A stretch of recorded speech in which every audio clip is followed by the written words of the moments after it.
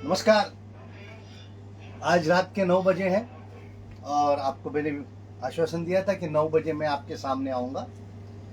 और आज हम एफआईआर जो पुलिस नहीं करते हैं या एंटी करप्शन या ईओडब्ल्यू कैसे एफआईआर नहीं करने के लिए उनके स्टेप्स होते हैं या उनके प्रोसीजर होती है, ये सब मैं आपके सामने दिखाना चाहता हूँ। पहली बात तो यह है कि मैं ये जो भी कर रहा हूँ वो किसी को इंसल्ट करने के लिए या नीचे दिखाने के लिए नहीं कर रहा हूँ। मैं with all due respect to the all police officers who are honest, to all public servants who are honest, to all elected representatives who are honest, उन सभी को नमन करते हुए मैं अपना सबमिशंस कर रहा हूँ। और फिर से कहता हूँ कि किसी को हर्ट करना या किसी को इंसल्ट करना या किसी को दुख देना, ये मेरा इरादा नहीं है। मेरा इरादा सिर्फ एक ही है कि करप्ट लोगों को अपने लाइव स्ट्रीम में लाके वो उनकी करप्शन छोड़ के मुंबई और महाराष्ट्र और देश के लिए अच्छा काम करे, यही मेरा मकसद है।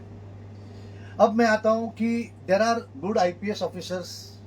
आशुतोष डुमरे जो आज थाना में कमिश्नर है, काफ़ी हमारी मुलाकात हुई, हमसे बातचीत होती थी कि क्या सिस्टम में बदली होना चाहिए। आज की जो एंटी करप्शन की डीजी है संजीव कुमार सिंघल, उनसे हमारी लास्ट ये महीने में कम से कम 90 मिनट्स की मिनट हुई कि सिस्टम के बाद बदले। आज ही मैंने उनसे एप्लीकेशन किया था, उनसे मीटिंग की, तो बोले कि हम थोड़े बिजी हैं तो हम आपको बता देंगे। फिर एडिशनल सीपी मुंबई यूनिट के दीवान साहब है, उनसे भी हमारी काफ़ी कॉरेस्पॉन्डेंस होती है या मुलाकातें होती है, मीटिंग्स होती है, और हम ये करते हैं कि कैसे एंटी करप्शन या ईओडब्ल्यू के वर्किंग को अच्छा किया जाए।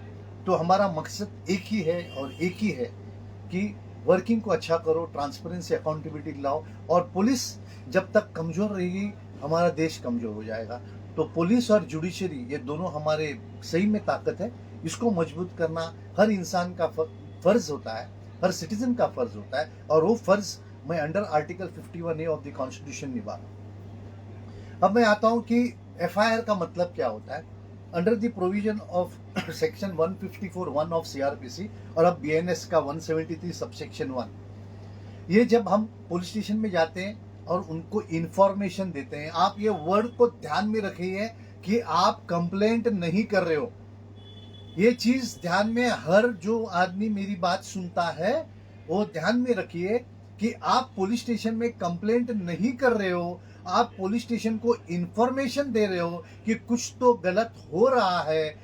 ये हर सिटीजन का फर्ज है। तो अगर पुलिस पूछते इसका एविडेंस क्या है, तो बोलिए एविडेंस एफआईआर होने के बाद आपको इन्वेस्टिगेशन में जमा करना है, मगर हमको पुलिस को साथ देना है, इसलिए एक हाथ दो एविडेंसेस उनको दीजिए ताकि उनको आपके ऊपर कॉन्फिडेंस है। तो वापस कहता हूं कि कानून कहता है every information relating to commission of cognizable offence. ये नहीं कहता है कि आपको एविडेंस के साथ पुलिस के सामने जाना है, ये नहीं कहते हैं। कहते हैं सिर्फ आपको इंफॉर्मेशन देनी है, और इंफॉर्मेशन में अगर कॉग्निजेबल ऑफेंस होता है तो पुलिस को एफआईआर रजिस्टर करना जरूरी है। ये हो गया 154(1) या 173(1) ऑफ बीएनएस। उसके बाद में अगर पुलिस एफआईआर रजिस्टर नहीं करती है तो आपको 154(3) और 173(4) बीएनएस की तरह से डीसीपी को अपील करना है। अपील नहीं करना है, एप्लीकेशन करना है और कहना है कि भाई पुलिस ने हमारा नहीं सुना है, हमारे कंप्लेंट में कॉग्निजेबल ऑफेंस होता है, आप एफआईआर रजिस्टर करने के आदेश दीजिए। अब यहाँ डीसीपी खेल खेलता है, वो कहते हैं नेसेसरी एक्शन। वही सही है कि नेसेसरी एक्शन मतलब एफआईआर रजिस्टर करो, मगर ये हमारे डीसीपी बोलते हैं नहीं नहीं, नेसेसरी एक्शन मतलब इंक्वायरी करो। इंक्वायरी करने का अधिकार पुलिसों को नहीं है, और ऐसे लिखने के बाद अगर एफआईआर रजिस्टर नहीं होता है तो आप सीनियर पीआई और डीसीपी दोनों को भी आरोपी बना सकते हैं अंडर 166A ऑफ सीआरपीसी और बीएनएस के 199 सेक्शंस में, जो कि कॉग्निजेबल ऑफेंस है। आप इनके खिलाफ पुलिस स्टेशन में ही वापस कंप्लेंट फाइल कीजिए, उनके पुलिस स्टेशन में। उसी सीनियर पीआई और उसी डीसीपी की कंप्लेंट उसी के पुलिस स्टेशन में कीजिए, डीसीपी की कंप्लेंट उसी के पास वापस 154(3) में कीजिए, और 15 दिन के अंदर आप मजिस्ट्रेट कोर्ट में एप्लीकेशन कीजिए। मजिस्ट्रेट कोर्ट के फुल फॉर्मेट्स आपको kamlakarshena.com और आपको peopleversuscorruption.com में उसके सब फॉर्मेट्स मिलेंगे। अब ये 154(1) और 154(3) की उल्लंघन ये कौन से कानून से कर रहे हैं? ललिता कुमारी जजमेंट होती है सुप्रीम कोर्ट की, और उसके पैरा नंबर 111 में सब डिटेल्स दिए कि पुलिस को क्या क्या अधिकार नहीं है, कॉग्निटिव ऑफेंस में सही है गलत है देखने का अधिकार नहीं है, उसको पूछताछ करने का अधिकार नहीं। एफआईआर रजिस्टर करने के बाद में पुलिस को 154 की ताकत आती है, इन्वेस्टिगेशन की ताकत आती है। जब तक एफआईआर नहीं होता है पुलिस किसी को बुला नहीं सकते, इतना ध्यान में रखिए, पुलिस किसी को भी बुला नहीं सकते हैं। उनको बोलिए हमको रिटर्न में दीजिए, कौन से सेक्शन में बुलाए देखिए और बाद में जाइए। पुलिस को अगर एफआईआर के बगैर इंक्वायरी करती है तो उनके ऊपर एफआईआर हो सकता है। अब मैं आता हूं कि ये ईओडब्ल्यू और एंटी करप्शन ये किस तरह से हमको बेवकूफ बनाते हैं। 17A ऑफ पीसी एक्ट जो है, 17A ऑफ पीसी एक्ट क्या कहता है कि जब कोई पब्लिक सर्वेंट के खिलाफ रिकमेंडेशन और decision made in discharge of official functions and duties, यानी कि वो कानूनी तौर से जब काम करता है और उसके ऊपर कंप्लेंट की जाती है तब 17A लगता है। मिसाल के तौर पे राइट हो चुकी है और वहां पुलिस ने फायरिंग की, लाठी चार्ज किया और वहां कोई मर जाता है और वो जो फायरिंग है वो पैर पे मारने के बदले वो उसके छाती को लग के आदमी मर जाता है। तो ऐसे जो गलतियां पुलिस करती हैं तो वो डिस्चार्ज ऑफ ड्यूटी में आता है, क्योंकि वो अपना काम करते करते उन्होंने किया तो उनको प्रोटेक्शन मिलना ही चाहिए। मगर आज दुर्भाग्य की बात है कि हमारी पुलिस बहाना ढूंढती है 17A की तरह से और 197 की तरह से कि चोर उचक्के देशद्रोही और देश को लूटने वाले को बचाने की कर रहे हैं। अब ये क्या कहते हैं फंक्शंस, मतलब क्या है कि व्हाट ए ऑफिसर में डू, वो क्या कर सकते हैं उसको बोलते हैं फंक्शंस, और ड्यूटीज को बोलते हैं what A officer shall do, उसको जो करना ही है उसको। अब जो ऑफिसर ने अगर उसके स्टैट्यूटरी कानून का उल्लंघन किया, यानी कॉग्निजेबल ऑफेंस में अगर कॉग्निजेबल ऑफेंस डिस्क्लोज होता है कंप्लेंट में और एफआईआर रजिस्टर नहीं करते हैं तो it is violation of the statutory provisions. वो कानून की तहकीकात नहीं करते हुए और कानून को नहीं देखते हुए अपने दिल को लगा वैसा एक्टिंग करता है तो वो डिस्चार्ज ऑफ ड्यूटी में नहीं आता है। उसके कारनामों की वजह से देश का नुकसान हो रहा है, पब्लिक अथॉरिटी का नुकसान हो रहा है, पब्लिक का नुकसान हो रहा है, तो वो डिस्चार्ज ऑफ ड्यूटी में नहीं आता है। तो डिस्चार्ज ऑफ ड्यूटी में क्या आता है, उसने सही काम करने, उसने कानून का उल्लंघन नहीं किया है, उन्होंने चोरी नहीं की है, झूठे डॉक्यूमेंट्स नहीं बनाए, उन्होंने फैब्रिकेशन ऑफ डॉक्यूमेंट्स नहीं किया, misuse and abuse of position नहीं किया है। और हमारे आमदार खासदार कॉर्पोरेटर भी इसमें आते हैं कि वो जब कानून रास्ते पे अपने बोर्ड्स लगाते हैं डिफेसिंग होता है, रास्ते पे रीडिंग रूम्स बनाते हैं तो डिफेसिंग होता है, रास्ते पे ब्यूटिफिकेशन के नाम पे उन लोग फ्लावर बेड्स बनाते हैं, अपना पोस्टर्स लगाते हैं। हमारे आमदार खासदार कॉर्पोरेटर ये हमारे नौकर है और नौकर इनको पगार मिलना नहीं चाहिए, ये सेवा करते हैं फिर भी ये पगार लेते हैं। ये पगार लेने के बाद हमारा पैसा हमारा फंड से वापरते हैं और कहते हैं एमएलए फंड। अरे भाई ये गवर्नमेंट का फंड है, आपका फंड नहीं है और आप नौकर है। आमदार खासदार कॉर्पोरेटर ये हमारे नौकर है और ऐसे आमदार खासदार कॉर्पोरेटर जो वहां बोर्ड लगाते हैं कि इनके निधि से क्या, उनके ऊपर एफआईआर कीजिए और उनको सैंक्शन और प्रोटेक्शन नहीं मिल सकता है क्योंकि ये कानून के उल्लंघन करते हैं।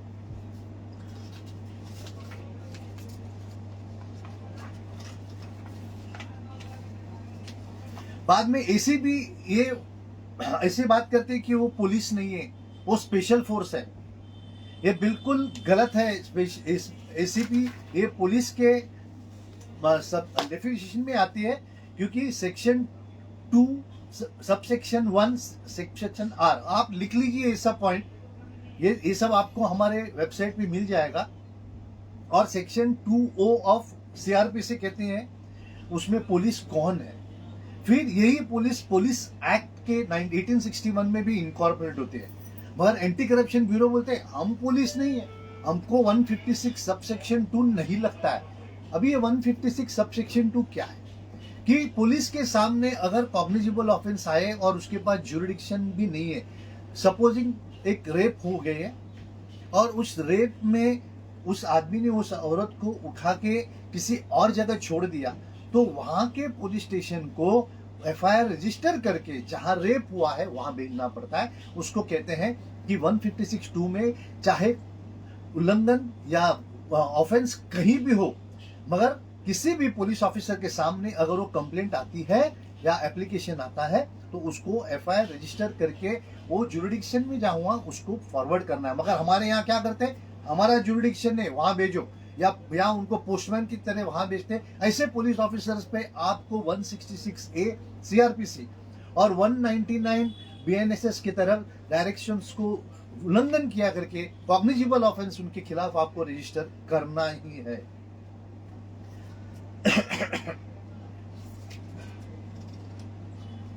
अभी जहां हम एंटी करप्शन के पास कंप्लेंट फाइल करते हैं उसमें मैक्सिमम गुनाह क्या होता है पब्लिक सर्वेंट के खिलाफ, या तो उसने झूठे दस्तावेज बनाए होते, या तो उसके वजह से पब्लिक का नुकसान हुआ होता है, या तो उसने गवर्नमेंट का नुकसान किया हुआ है, या तो उसने झूठे डॉक्यूमेंट्स बनाए हुए हैं, या उन्होंने अपने पोस्ट का मिसयूज किया हुआ है, या उन्होंने कानून का उल्लंघन किया।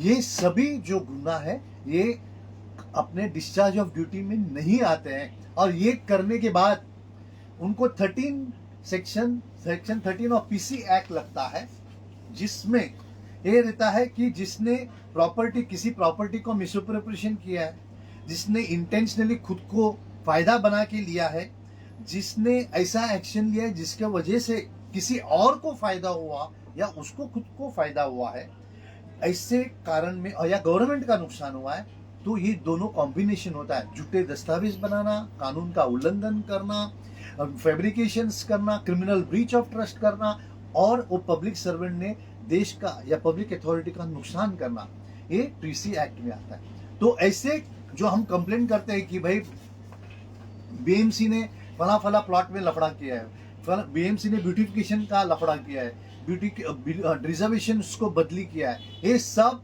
आईपीसी और पीसी ये दोनों में कॉम्बिनेशन में आते हैं। मगर हमारे एंटी करप्शन क्या बोलती है, नहीं नहीं नहीं, ये पीसी एक्ट में हम नहीं करेंगे, हम पहले परमिशन लेंगे।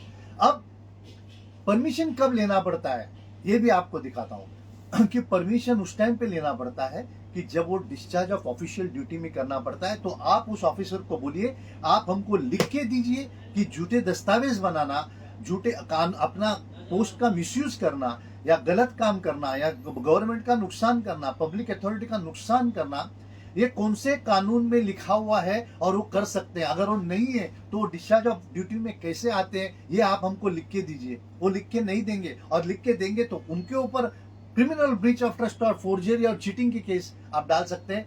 उन जो बीएमसी के ऑफिसर्स हो या एसआरए के ऑफिसर्स हो, इनको बचाने की कोशिश की करके एंटी करप्शन या ईओडब्ल्यू के ऑफिसर्स के खिलाफ आप एफआईआर रजिस्टर कर सकते हैं। इतना आप ध्यान में रखिए। दूसरी बात यह है कि सुप्रीम कोर्ट ने अब यह कहा है कि राम सागर वर्सेस सीबीआई, आप ये लिख लीजिए, राम सागर वर्सेस सीबीआई में ये लिखा है कि सैंक्शन की जरूरत आईपीसी में नहीं है। अब वो जब क्रिमिनल प्रोसीडिंग्स होंगे यानी ट्रायल चालू होगा तब मजिस्ट्रेट सोचेगा कि क्रॉस के करने के बाद वो सोचेगा कि सैंक्शन चाहिए कि नहीं। तो अब ये सैंक्शन का झमेला बंद हो चुका है, मगर फिर भी हमारे पुलिस और कभी कभी हमारे कोर्ट ये गलत ऑर्डर्स पास करते हैं। तो आप कहीं भी जाओगे, पुलिस के पास जाओगे या आप कोर्ट में जाओगे, तो ये जो ऑर्डर है सुप्रीम कोर्ट का राम सागर वर्सेस सीबीआई, ये आप साथ में लेके जाइए। जिसको भी अब हमको कंप्लेंट पुलिस को किया है, डीसीपी को किया है और मजिस्ट्रेट की कंप्लेंट तैयार की है, तो सब साइटेशंस देंगे। उसके बाद में आप विनोद कुमार पांडे और वर्सेस विजय अग्रवाल, ये देखिए, ये भी इनको दिखाइए। इसमें खुला लिखा है कि पैरा 25 पे लिखा है कि वेरिफिकेशन ऑफ करेक्टनेस की जरूरत नहीं, प्राइमा फेशिया कॉग्निस होता है तो एफआईआर होना चाहिए। और आप पुलिस यहाँ पे ऐसा भी लिखा है कि पुलिस जो ये काम नहीं करती है उसका पैरा नंबर भी दिखाता हूं, पैरा नंबर 37 कि उसमें लिखा है कि पुलिस पे इन्वेस्टिगेशन होना चाहिए। और ये बहुत जुल्म की बात है जहां सीरियस ऑफेंस को 20-20 साल, 15-15 साल ये CBI, anti corruption, EOW register नहीं करके आरोपी को बचाने की कोशिश करते हैं, वैसे देशद्रोही जो सीबीआई ऑफिसर्स है या एंटी करप्शन ऑफिसर्स है या ईओडब्ल्यू के ऑफिसर्स है, इनके खिलाफ 199 ऑफ बीएनएस के तरफ आप कंप्लेंट फाइल कर सकते हैं। आपको सब फॉर्मेट्स मेरे kamlakarshanaya.com में मिलेंगे, peopleversuscorruption.com में मिलेंगे, आपको सब ये फॉर्मेट्स मिल सकते हैं। अब आप बोलेंगे कि सैंक्शन जब आप करने जाते हो तो आप सैंक्शन के लिए किसके पास एप्लीकेशन करोगे? ये हमारे सभी आईएएस आईपीएस, ऐसा एक भी आईएएस और एक भी आईपीएस नहीं है जिसने ये गलत काम नहीं किया है। सेक्शन 4 ऑफ आरटीआई एक्ट कहता है कि आपने वहां बोर्ड लगाना चाहिए कि आपके प्रोसिक्यूशन के लिए सैंक्शन देने वाले अथॉरिटी कौन है, मगर एक भी आईएएस और आईपीएस नहीं लगाते। इसीलिए अब मैंने बीएमसी के म्युनिसिपल कमिश्नर और सभी एडिशनल म्युनिसिपल कमिश्नर को नोटिस दिए और अगले हफ्ते में मैं उनके खिलाफ मजिस्ट्रेट कोर्ट में एफआईआर दर्ज करने वाला हूं, क्योंकि यही लोग हैं जो कानून की धज्जियां उड़ाते हैं और यही लोग हैं जो कानून बनाते हैं। जो कानून बनाते हैं वही कानून का भक्षक बन जाता है, तो ये देश को सत्यानाश करने के पीछे जाएंगे। तो ऐसे लोगों के खिलाफ हमको लड़ना हमारा फर्ज है और जो अच्छे लोग हैं उनके साथ में रहना ये हमारा फर्ज है। तो पहले आप क्या पूछोगे कि आपके सैंक्शन करने की अथॉरिटी कौन है, इसके बोर्ड लगना चाहिए। कल के कल सभी लोगों ने अपने पुलिस स्टेशन में जाके, डीसीपी के पास जाके, एडिशनल सीपी के पास जाके, एंटी करप्शन में जाके, ईओडब्ल्यू में जाके ये पूछताछ कीजिए कि आपके सैंक्शनिंग अथॉरिटी कौन है, या बोर्ड क्यों नहीं लगाया under section 4 of RTI act. बाद में under regulation 9 subsection 2 of Maharashtra government servants regulation of transfers and prevention of delay in discharge of duty act के तहत इनको बोर्ड लगाना चाहिए कि उनके 3 सीनियर ऑफिसर्स कौन है, उनके 3 सीनियर ऑफिसर्स कौन है उसका बोर्ड लगाना चाहिए। वो ये भी नहीं लगाते, जिसकी वजह से आपको वरिष्ठ आईपीएस के खिलाफ किधर कंप्लेंट करने का आपको समझ में नहीं आता है, वैसे ही आईएएस के खिलाफ किधर कंप्लेंट करने का ये आपको समझ में नहीं आता है। ये इनकी चाल है कि कानून यही बनाते हैं कि लगाना चाहिए बोर्ड और यही कानून की धज्जियां उड़ाते हैं। तो ये सवाल आप हजारों लोगों ने ये हमारे आईएएस और आईपीएस को करना है कि आपके ऑफिस के बाहर सैंक्शनिंग अथॉरिटी कौन है इसका बोर्ड लगना चाहिए, आपके 3 ऑफिसर्स ऊपर कौन है इसका बोर्ड लगाना चाहिए। और तीसरा बोर्ड अंडर GR 13/125 आप रोज के 2 घंटे पब्लिक को विदाउट प्रायर अपॉइंटमेंट्स मिलने के बोर्ड लगाना चाहिए। आप बड़े बड़े ऑफिसर्स लोगों को नहीं मिलते और दादागिरी करते हैं कि हम नहीं मिलेंगे, तो ये 13/125 का GR लेके वहां वीडियो कैमरा निकाले कि आप क्यों नहीं मिलते, आप सेवक हो, हमारा टैक्स के पैसे से आपको पगार मिलता है और हमसे नहीं मिल रहे हो, ये कौन सा बात है। ये सवाल जब तक आप नहीं करोगे तब तक ये देश को बर्बादी की तरफ हम लेके जा रहे हैं और ये आपकी जिम्मेदारी है। अभी आपको मैं बताता हूं कि इंक्वायरी का मतलब क्या होता है और इन्वेस्टिगेशन का मतलब क्या होता है। इंक्वायरी, ये पुलिसों को इंक्वायरी करने का अधिकार बिल्कुल नहीं है। इंक्वायरी का अधिकार सिर्फ कोर्ट को है, मगर हमारी पुलिस गलत करके झूठे डॉक्यूमेंट्स बना के, फैब्रिकेटेड डॉक्यूमेंट्स बना के इंक्वायरी करते हैं और टाइम पास करते हैं, तो इनके ऊपर forgery, cheating, criminal breach of trust की कंप्लेंट होती है। तो जरूर आपके कंप्लेंट जो पुलिस ऑफिसर नहीं करते और उनके डीसीपी नहीं करते, उनके खिलाफ आप 199 की तरफ जाइए और बीएनएस 199 से मजिस्ट्रेट कोर्ट में कंप्लेंट फाइल कीजिए। इन्वेस्टिगेशन का पावर पुलिस को तब आता है जब वो एफआईआर रजिस्टर करता है। तो ये 2 का डिफरेंस आप समझ में आइए। इंक्वायरी अधिकार पुलिस को नहीं है और 154 में अगर आपको जाना है तो इन्वेस्टिगेशन करना है। अब नया बीएनएसएस में एक आया हुआ है कि आपको 15 दिन की मोहलत मिलती है इंक्वायरी करने का, मगर इसमें थोड़ा खेल है। इसमें कहा है मे गो, मगर इसमें यह भी कहा है कि सेक्शन 175 विल प्रिवेल, यानी कि ऑफेंस डिस्क्लोज होता है तो एफआईआर रजिस्टर करना ही चाहिए। और मे में क्या लिखा है, मे मतलब उनके डिस्क्रिप्शन में क्या लिखा है कि 3 साल से 7 साल से कम सजा की जो ऑफेंसेस है उसमें कर सकते हैं। मगर आपके जो फोर्जरी के है, using forge document as genuine है, क्रिमिनल ब्रीच ऑफ ट्रस्ट है, ये तो 7 साल से ऊपर की सजा है, तो फिर इसको इंक्वायरी करने की जरूरत ही नहीं है, तो इमीडिएटली एफआईआर रजिस्टर करना चाहिए। डिफरेंस आप सोच के रखिए कि जब पुलिस बोलता है हमको बीएनएसएस में 15 दिन इंक्वायरी का अधिकार दिया है, तो बोले आप हमको बताओ कि हमारा सजा जो है 7 साल के ऊपर है, तो आपको इंक्वायरी करने का कोई भी अधिकार नहीं, क्योंकि आपकी इंक्वायरी 3 से 7 साल के अंदर की सजा के लिए। ये पॉइंट आप हमेशा ध्यान में रखिए। हम आईएएस आईपीएस के पीछे नहीं है, हम आमदार खासदार कॉर्पोरेटर के भी पीछे, क्योंकि ये लोग है कि मुंबई महाराष्ट्र को बर्बाद कर की तरफ जा रहे हैं। मैं सभी की बात नहीं कर रहा, कुछ लोगों की बात कर रहा हूँ। यहाँ रास्ते पे ब्यूटिफिकेशन के नाम पे जो फ्लावर बेड्स बनाते हैं, ये अपने फोटोज लगाते हैं, ये गार्डन्स बनाते हैं, ये रीडिंग रूम बनाते हैं, ये पानी का पौवा बनाते हैं और खुद का नाम लगाते हैं। पैसा किधर का है? हमारा है। आप कौन है? सेवा करने आए, मगर सेवा करने के नाम पे ये पगार लेते हैं। आपको मालूम है सेवा करने का है? सेवा मतलब फुकट होता है। ये सेवा करने के नाम पे लाखों का पगार लेते हैं और रिटायरमेंट के लिए पेंशन लेते हैं। जो 30 साल नौकरी करता है उसको पेंशन नहीं है, मगर ये 5 साल के बाद पेंशन चालू होते हैं। उनकी जिंदगी भर, उनके बीवी को, सबको। कौन सा तरीका है? आप सेवा करने आए, ये सब देश को लूटने के लिए कौन सा तरीका है आमदार खासदार कॉर्पोरेटर का? ये इसका हमको सवाल करना है। हाल ही में आज ही मुझे मैसेज आया है कि एंटी करप्शन ने एक पुलिस हवलदार को पकड़ा है कि 5 लाख के एक्सेस पैसे मिले, 5 लाख रुपए। तो 5 लाख पे एफआईआर हो चुका है। हमारे आमदार, हमारे खासदार, हमारे कॉर्पोरेटर, हमारे आईएएस आईपीएस के कितने पैसे हैं? हमारे तो यहाँ एक जज के यहाँ 15 करोड़ मिले थे, फिर भी उनके खिलाफ नहीं हो रहा है। मगर एक कांस्टेबल जिसके पास 5 लाख रुपया मिला, उसके ऊपर एफआईआर। ये बहुत अच्छी बात है, मैं वो गलत नहीं कह रहा हूँ। मगर जो बड़े बड़े 50,000 करोड़ के लफड़े करते हैं, बीएमसी की कंप्लेंट है मेरी एंटी करप्शन के पास, जो दबा के रखी है।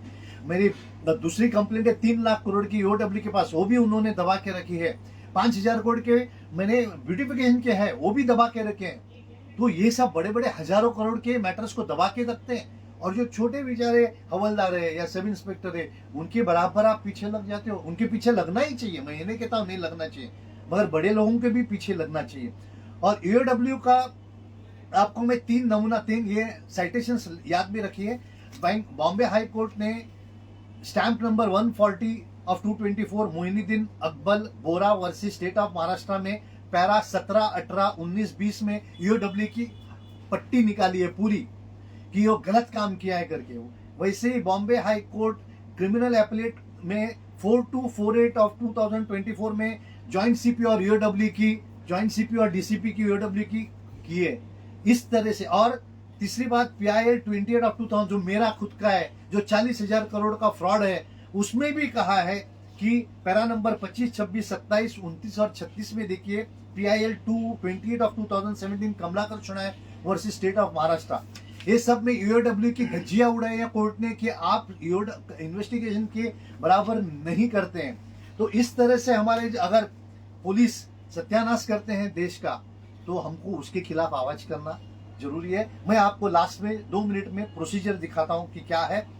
जो पुलिस ऑफिसर, चाहे ईओडब्ल्यू हो या एंटी करप्शन हो या पुलिस स्टेशन में हो, उसके पास जाइए 173(1) में आप एप्लीकेशन कीजिए। वो नहीं करेंगे, बाद में 173 में 4 में एप्लीकेशन कीजिए डीसीपी के पास, वो भी नहीं करेंगे। 2 वीक के बाद एक रिमाइंडर भेजिए कि भाई आपके पास ये मैटर है। उसी टाइम पे सैंक्शन टू प्रोसिक्यूट का एप्लीकेशन कीजिए। वहां उनके ऑफिस में जाके पूछिए कि आपको प्रोसिक्यूट करना है, वीडियो निकालिए, आपको प्रोसिक्यूट करना है, हमको आपके सैंक्शनिंग अथॉरिटी बताइए, ऐसे उनके ये कीजिए। फिर उसके बाद में आप एप्लीकेशन फाइल के लिए कीजिए under 175(3) BNSS to before magistrate court. और मजिस्ट्रेट कोर्ट को और क्लियर बताइए कि अगर आपको सैंक्शन चाहिए तो ये हमको बताइए कि इन्होंने जो कानून का उल्लंघन किया है, क्रिमिनल ब्रीच ऑफ ट्रस्ट किया है, लोग फैब्रिकेशन ऑफ डॉक्यूमेंट्स किया है, या देश के खिलाफ काम किया है, या देश का नुकसान किया है, ये कौन से कानून में डिस्चार्ज ऑफ ड्यूटी में बैठता है, इसका स्पीकिंग ऑर्डर देने का प्रेयर आपके मजिस्ट्रेट कोर्ट के कंप्लेंट में चाहिए। इसकी ड्राफ्ट जो है मेरे kamlakarshana.com में भी है, और पीपल वर्सेस करप्शन के भी .com में भी है। तो इसमें आपको सब फॉर्मेट्स मिलेंगे, और जरूर पढ़िए, जरूर उसमें जाइए और वीडियो रिकॉर्डिंग करना मत भूलिए। आप जहां भी जाओगे, चाहे वो कांस्टेबल हो या आईपीएस ऑफिसर हो, चाहे वो क्लार्क हो या आईएएस ऑफिसर हो, चाहे वो आमदार हो, खासदार हो, कॉर्पोरेटर हो, आपको अगर लगता है कि ये कानून की धज्जियां उड़ा रहे हैं तो जरूर उनका वीडियो रिकॉर्डिंग कीजिए। वो आपको नहीं रोक सकते हैं, क्योंकि हाई कोर्ट की जजमेंट्स है, हमारे खुद के सीपी के वीडियोस है, और सुप्रीम कोर्ट ने भी कहा है कि video is a good way to record the evidence, ताकि आदमी कोई भूल नहीं जावे। तो वीडियो रिकॉर्डिंग करना आपका हक है। अगर पुलिस में आप पुलिस स्टेशन के अंदर जाने के पहले वीडियो रिकॉर्डिंग चालू कीजिए तो सब उसमें आ जाएगा, वो बोलने की हिम्मत नहीं कर सकते। ध्यान में रखिए, पुलिस स्टेशन में जाने के पहले लाइव वीडियो रिकॉर्डिंग चालू कीजिए, ताकि वो पुलिस ने आपके खिलाफ कोई भी बात किया तो इमीडिएटली रिकॉर्ड हो जाएगा और पूरा दुनिया उसको देख सकती है। अगर मेरे सबमिशन गलत है तो मैं आईएएस आईपीएस से मैं माफी मांगता हूं। आप जरूर मुझे बताइए मेरी गलती कहाँ है, मैं उसको सुधारने के लिए तैयार हूं। वैसे ही नेक्स्ट वीक, अगले हफ्ते में मैं municipal commissioner, additional municipal commissioner, joint municipal commissioner vigilance के ऊपर एफआईआर कैसा करने का, उसके बारे में आपको बताऊंगा। क्योंकि कानून की धज्जियां अगर उड़ा रहे हैं इस मुंबई में, तो ये 3 लोग उड़ा रहे हैं और ये मुंबई को बर्बादी की तरफ जा रहे हैं। अगले हफ्ते में मैं वो बारे में आपको बताऊंगा। मगर सबसे मेरे वेबसाइट की kamlakar.com में जाइए, peopleversuscorruption.com में जाइए, आपको सब फॉर्मेट्स मिलेंगे, आपको सब साइटेशंस भी हम दे देंगे। और इस देश को बचाना ये हम सब का फर्ज है। देश को बचाने के लिए बॉर्डर पे जाके बंदूक लेके जाने की जरूरत नहीं। ऐसे सुप्रीम कोर्ट ने कहा है कि पेन उठाओ, और ये देश के जो करप्ट लोग हैं, जो पाकिस्तान और चाइना से भी ज्यादा डेंजरस है, क्योंकि जब पाकिस्तान चाइना अटैक करती है हम सब साथ में आते हैं, मगर ये लोग हमको बांट बांट के हमको काट देते हैं। तो हमको साथ में आके इन करप्ट लोगों के खिलाफ आवाज उठाना और जो ईमानदार है उनको सपोर्ट करना, ये हमारा फर्ज है। और इससे मैं अपना आपको थैंक्स करता हूं कि आपने सभी ने मुझे सुना है। मगर सुन के अगर भूल जाओगे तो आप देश के खिलाफ काम कर रहे हो। सुन के कल से आपके जो मैं कहा है उसके बाद गौर कीजिए और पेन उठा के इमीडिएटली एप्लीकेशंस करना चालू कीजिए। मुंबई को बचाओ, महाराष्ट्र को बचाओ, इस देश को बचाओ। जय हिंद।